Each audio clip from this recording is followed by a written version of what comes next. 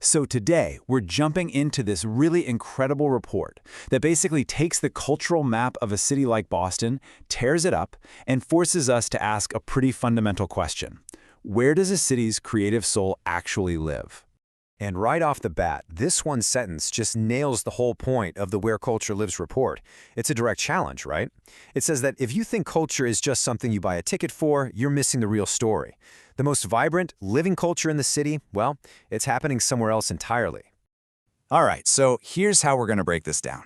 First, we'll look at why the official story is wrong. Then, we'll dig into the deep history that really shaped the city. We'll pinpoint the real cultural engines, uncover a hidden economy, learn a whole new way to listen, and finally, see how all of this points toward building a much better future. Okay, first up, the official story is wrong. You see, the report argues that the conventional map of culture in Boston, and honestly in a lot of cities, is missing most of the important landmarks. So, if it's not in the big downtown arts district, where is it? Well, according to the report, it's thriving in the everyday places where community is actually built. We're talking about the barbershop, the church, even the WhatsApp group that connects families across continents.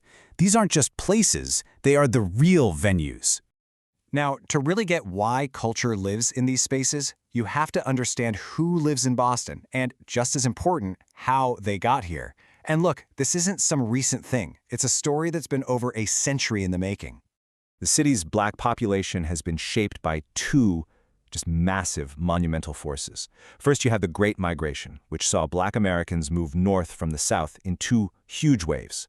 But then, after 1965, a completely new chapter starts with this incredible wave of global immigration from the Caribbean, from Africa, and from Latin America.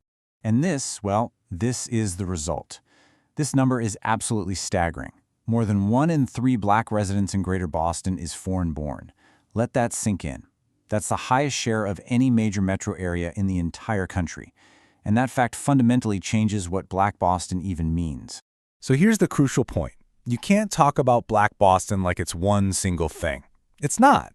You're talking about multi-generational Black Americans, side by side with Haitians, Cape Verdeans, Nigerians, Dominicans, the list goes on, all with different histories, languages, and experiences.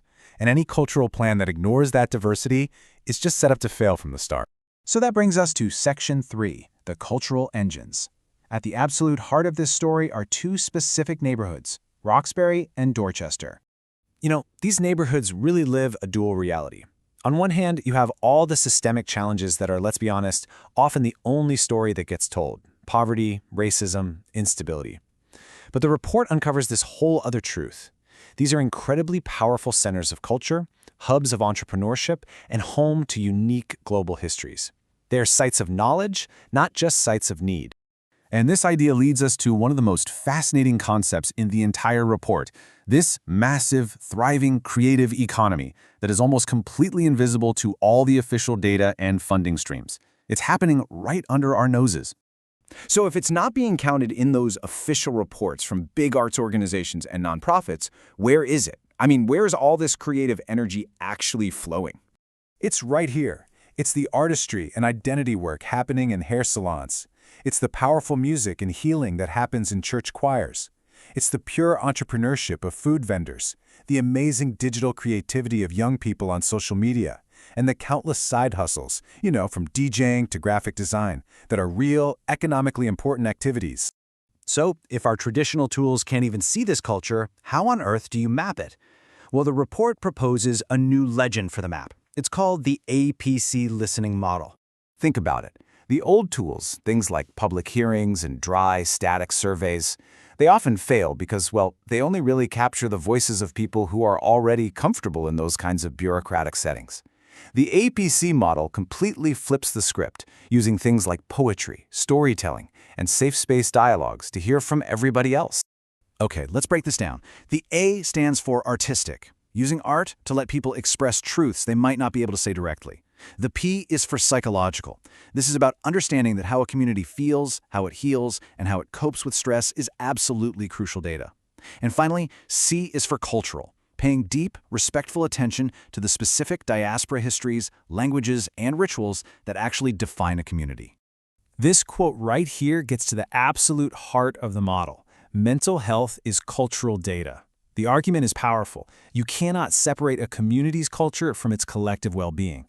The presence or absence of safe spaces for people to heal from trauma is just as important as the presence of a theater or a museum. It's essential infrastructure.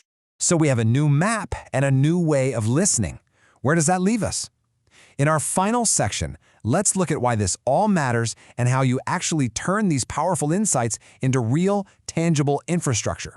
What this new understanding gives us is a clear blueprint for the city. It's about shifting from seeing communities as problems to be solved, and instead seeing them as sources of incredible knowledge. It means investing in mental health as infrastructure, funding that informal economy we talked about, and designing policies that truly reflect the incredible diversity we saw earlier. And really, that's the key takeaway. This isn't just another report outlining what's wrong. No, it's an asset map. It points directly to the places where power, creativity, and the solutions for the future are already alive and well, just waiting to be recognized and supported. So in the end, the report leaves us with this one powerful, lingering question. Now that we have a more accurate map of where culture truly lives, the challenge isn't about finding it anymore. The real challenge is about building a city with infrastructure that is truly worthy of the immense creative power of all its people.